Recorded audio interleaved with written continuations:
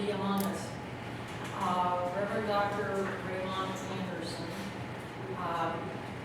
he came into my life maybe 6 years ago, roughly, and he came in kind of initially as my student, and then I got to be his student.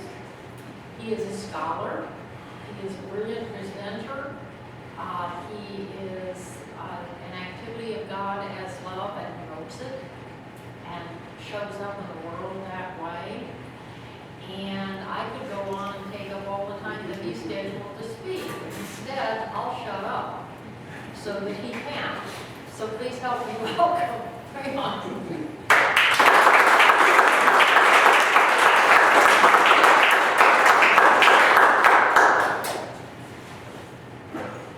Good morning and Happy New Year. How's everyone? Good morning. So, the theme for the year we know is a world that works for everyone. Right? Right. What does that mean? Because that's a tall order to say a world that works for everyone. Now, when I first heard Dr. Ken Gordon say that this was going to be the theme, for some reason my mind immediately went back to, if I'm not mistaken, 8th grade social studies class. The reason being, one of our teachers gave us this assignment and said, on this sheet of paper, list everything that is wrong with the world. So our 8th grade minds, can I get a second sheet? Some people went through 3 or 4 sheets. And then he said, and on this sheet of paper, list everything that is right with the world.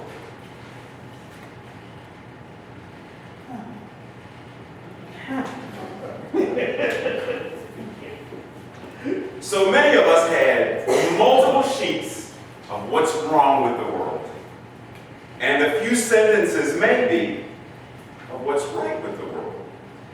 Now fast forward, many years later, I'm now in a philosophy class and we were asked to do the exact same assignment. So, now I mean class, wasn't saying it's not like so I write a list of things, all this is wrong with the world. Wow, this is wrong, this is wrong, this is wrong. And the teacher said, now before we go into what the assignment really is, I'm going to ask you a question. What you wrote down, is it what's wrong with the world, or what you think is wrong with the world? Because I'm going to ask you to prove to me that what's wrong is what's wrong. Okay, so what do you mean? For example, Ray, what color is your shirt? Pink? Prove it to me. How can I prove it? I can tell you that this is what I was taught. That's not you proving it to me. That's you regurgitating what someone told you. So how do you know that the things on this list that you are telling me that are wrong with the world, how do you know that they are wrong? Versus you believe that they are wrong.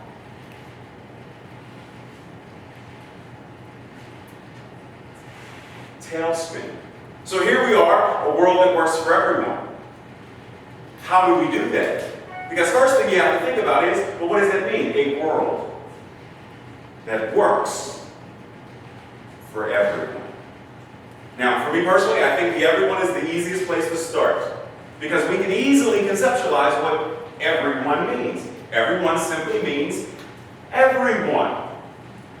But I want everyone to the second power and make that mean everything.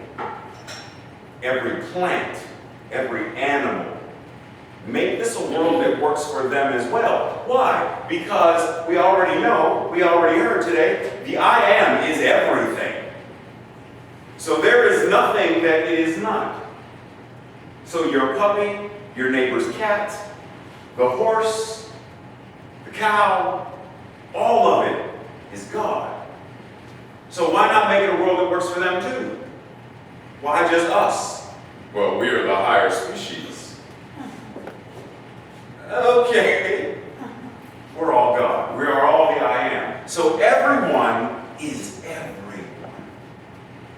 Now, let's 3 steps back. Because I'm sure in that everyone we could list some people we don't want to be on that list. Because I know, and I'll speak for me, I know looking back in my past, I've had people, my mom abused me. I've had brother put a gun to my head, one of my literal brothers, biological brothers, put a gun to my head, told me to count his drug money. My first response may be, I don't want him to go on the list. I don't want the world to work for him. I want him to suffer. He made me suffer. Isn't that what justice means? Justice means you do to me, I do to you. But does that work? Is that or is that not just tit for tat? And was it not said that when you go down that road seeking vengeance, you better dig 2 graves? Because you're going to end up the place you're seeking for someone else to go. Now, let's flip that. If I go on this path for vengeance, and if I'm going to do this, and I might as well dig 2 graves, it means that my mind is so focused on revenge, revenge, revenge, that this thing called karma, or as above, so below, what I send out in consciousness is what I draw back. Then I'm sending this out, and somewhere it's going to come around and slap me in the back of the head too. That's why it's 2 graves. Oh, whoa, whoa, whoa, whoa, whoa. So what if I flip that and say, I'm now seeking love? Not seeking revenge anymore. Because what if, one of the things I think I mentioned last Sunday for our upgrade is, what if we get to this place where we talk a lot about forgiveness, right? I mean, that's a lot of new thought. Forgive, forgive, forgive. What if we elevated our consciousness to the point where we realize there is nothing that needs to be forgiven? Because in this place, in consciousness, nothing, there's only divine right order, divine timing, divine appointment, divinity itself, period. Because there's only one. So, remember the brother that put the gun to my head? On this level, this was meant to happen. Because had this not happened, I wouldn't have become who I am today. That's at this level. I wasn't there yet. So here, it was a lesson. Here, it was a lesson. Here, it was a lesson. Here, it was a lesson. Till we get here and we realize there is no lesson. Because I am both the teacher and the student. I am both Raymond Anderson and the I am. So here where there is only one, it's all whole, perfect, and complete. Everyone. When I send out in consciousness what I'm thinking, what I'm focusing on, what I be the change, what I want to see in the world, that's what I send out to everyone. Then it comes around. The world, be a change, be the change you want to see in the world. Okay, well, what is the world? I don't live in Tokyo. I don't live in Israel. I don't live in South Africa. I don't live there. So my world isn't that, per se. Because if you think about it, we have our world, meaning my house. My house is my world. I have pretty much control over the house. I have some control over that. I have control over my room in the house. But anyhow, the house is my world. It's easy for me to conceptualize what I can change, adjust, tweak, paint, remodel, remove, whatever in my home. But when I come out and I say, excuse me, the tree in your backyard, it's bending over and leaves are dropping in my yard. Can you do something about your tree? And as a matter of fact, I think we should wash your car. And if you do this to your front yard, the house will look a lot better. And she could very easily say, but Ray, look at your gutters. Look at the paint job on. We are so focused on telling other people what they need to do in their world. Well, if we want peace in the world, then the people in the Middle East need to do. And the people here should do. And so we advocate all of this to politicians, expecting them to change the world. No, no, no, no, no, no, no, no, no, no. If I am the I am, then every thought that I think is changing and transforming. Not just my world here, in my space right here, but ultimately, if I have let's say a cheerful disposition, and I walk into Target and I see a young lady there and she's upset, and Tracy always messes with me about this, and she's whatever in her mood. And I approach her with my cheerful disposition and refuse to allow her disposition to affect me. Then my cheerful disposition, I call her by name. I see the name tag. Call her by name. How are you today? And as Reverend Trish often says, infect her with love. I can be the stone into the pond, sending out ripples, not knowing and not caring where those ripples go. Because I know that every thought I think into consciousness, it's already done. Because there is nowhere for it to go. That's why we know when a practitioner prays or treats, it's not beseeching or begging or pleading or, well, I will never eat chocolate again. There's none of that. Because the practitioner knows that the thoughts I am thinking are in the mind of God. God, the one mind, it's a mental universe. The one mind shows up as me and thinks these thoughts. The only time these thoughts are not in alignment with that is when lowercase m me, egoic me, sidesteps it and says, but I am important. I want to suffer because suffering is what we're supposed to do. Pain is what we're supposed to have. Anger and vengeance, that's the way of the world. Remember that list of all the things that are wrong with the world? If we go back and trace all of the, go back, what caused this? Go back. Things like greed, selfishness, fear. All of the things that we wrote down that are wrong with the world, somewhere, if you follow the train of thought back, somewhere in there, it's because people are afraid. People fight because they're afraid. I'm afraid that you will hurt me for whatever reason. So what do? We freeze. Please don't hit me. But if you corner me enough, the mouse will attack the lion. And I'm going to lunge. Fear. So war based on fear. Yeah, we call it greed and we call it stuff related to religion and stuff. It's fear. I'm afraid that your religion will do something to my religion and hit it. I respond in fear. So as individuals, knowing that our thoughts go into consciousness and affect the world, the more we become fearless, the more race consciousness, fear becomes fearless.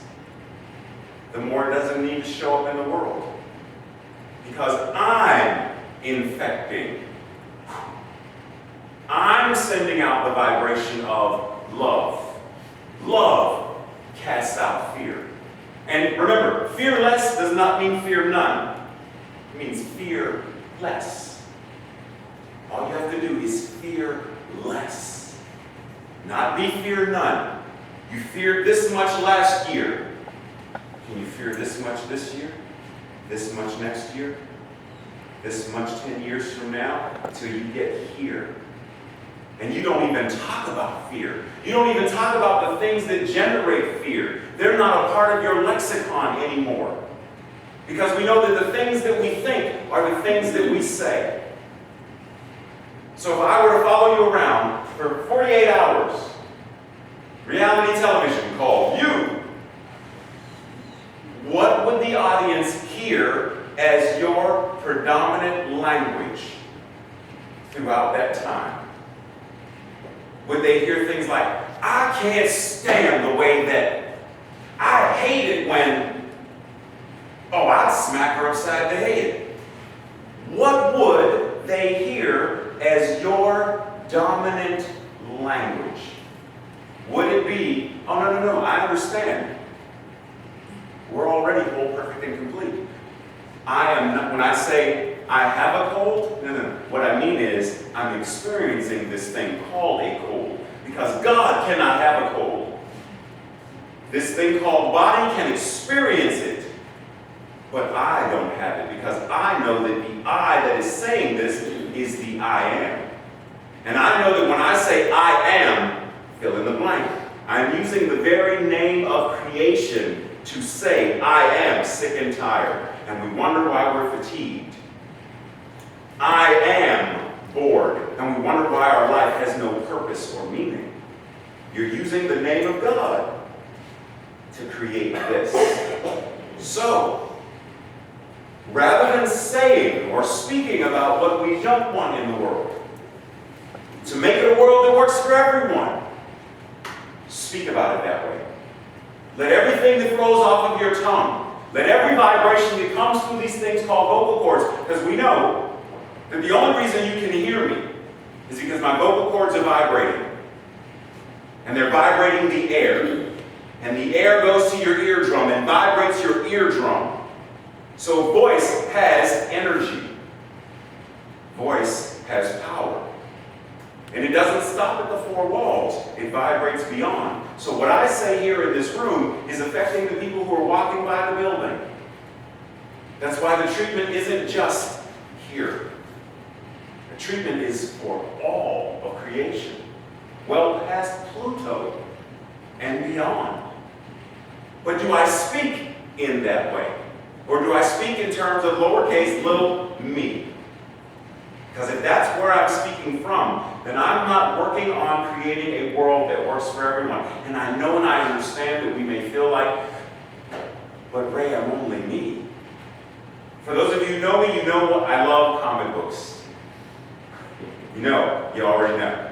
And I've mentioned this before. Spider-Man is one of my favorites, and it's because Uncle Ben taught Peter. The very thing that made Peter become Spider-Man was, with great power comes great responsibility. If I say that you are God in human form, there is no power greater than that. You are the I am that I am. You are just as creative, a master of manifestation, no less than Yeshua the Christ, no less than Siddhartha Gautama the Buddha, no less than Reverend Martin Luther King Jr. or Gandhi or Helen Keller or anyone else that you say you admire. You have the ability to change all of that in the twinkling of an eye. The moment we shift our belief about it. The moment we start speaking about it. So you want this to be a world that works for everyone. Like I said, start talking about it in terms of it. Start speaking about what you want to see on Fox News, rather than cursing Fox News for what they're currently showing. And trust and believe, I'm not exempt. It's not like I can walk on water every day. No, there are days that I get caught into this stuff that Ian Van Zandt refers to as conflama. I get mixed up in that. But because we have this thing called spiritual practices, this is a whole lot less than it used to be. It's a whole lot quieter than it used to be. It still happens, but I'm over here far more than I'm there. I like this neighborhood better than that one. Every now and then I have to drive through it, but I don't have to stay. Amen. So what do I choose to talk about? Because the power rests in each and every one of our hands. So the moment something happens, the moment someone doesn't use a turn signal, and there's only one power and one presence in the universe, God the good, omnipotent. And that person in that car is just as divine as I am, so blessed be who drive my car. The sooner we come back to that state of namaste. Because namaste is not just for the people we love and care about. Namaste is for my brother who put the gun in my head. Namaste is for that group of people who took the name of a goddess and became something terrible. Namaste is for everyone and everything. So it's not just selective. Namaste. Namaste.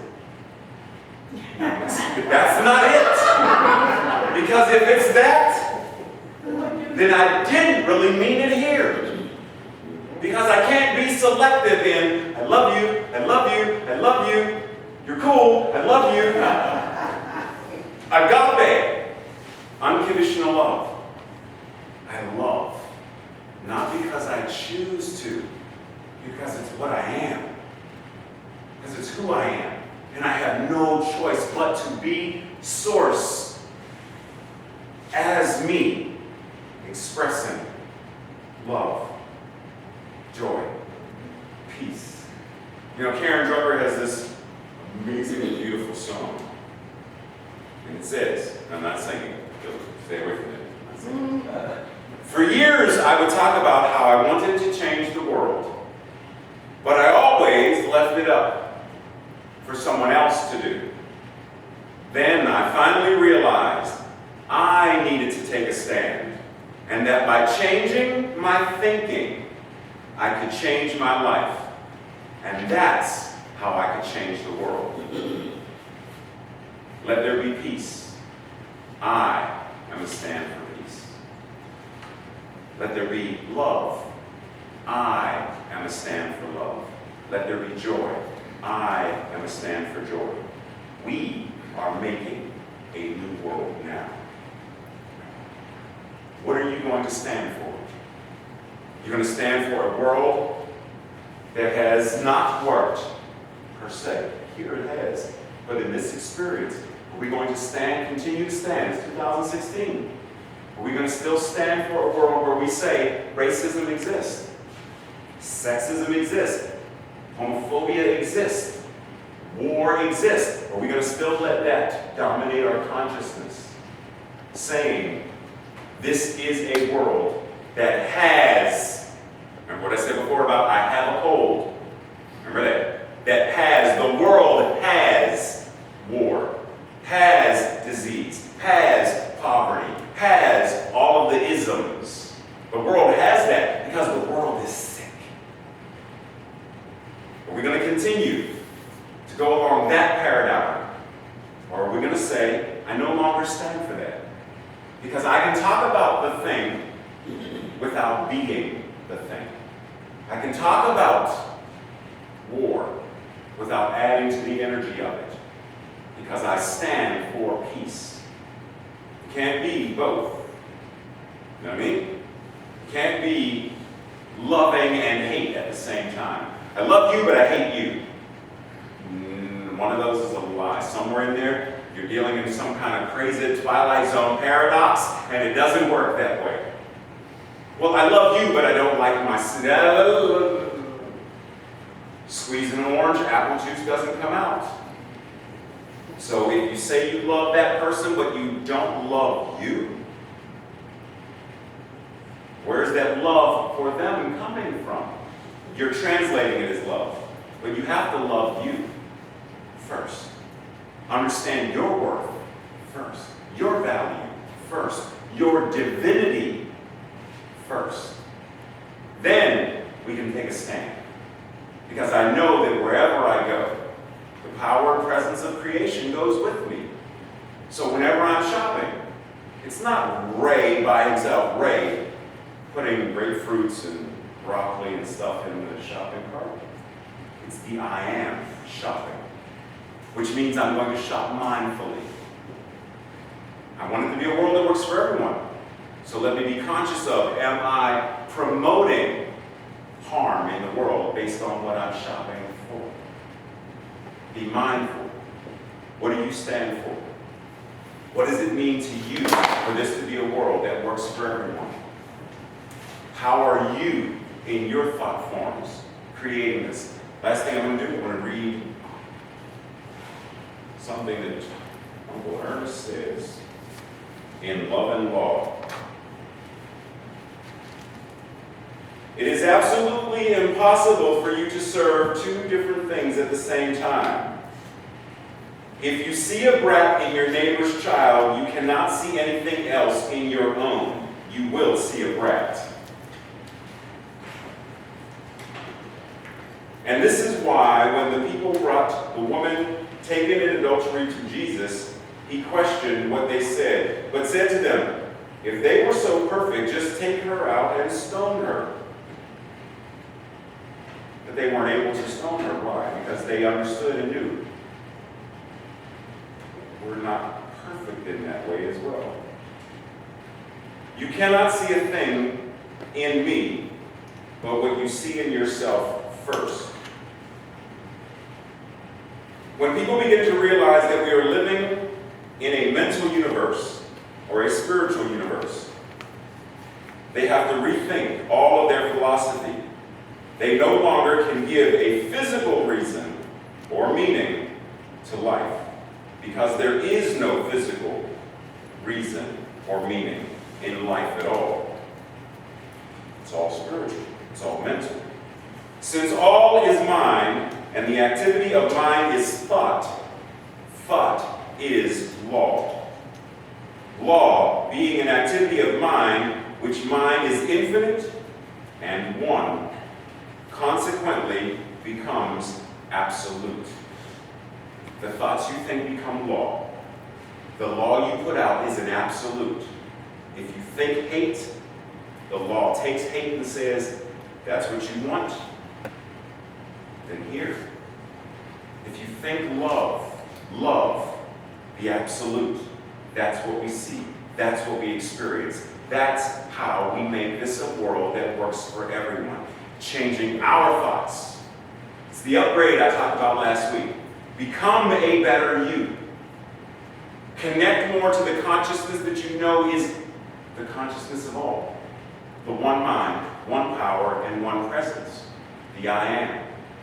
And the more you stand for that, the more we'll start seeing news reporting things like, hello, this is Raymond Anderson reporting for WWKRP in Cincinnati, where today we reported that thousands of people, their lives were saved when one person ran out and saved. This is Doug Jennings reporting for WWNBC, where thousands of people fed and built homes for. There's no reason that that can't become our reality starting today. But it has to become our reality here starting today. So it is.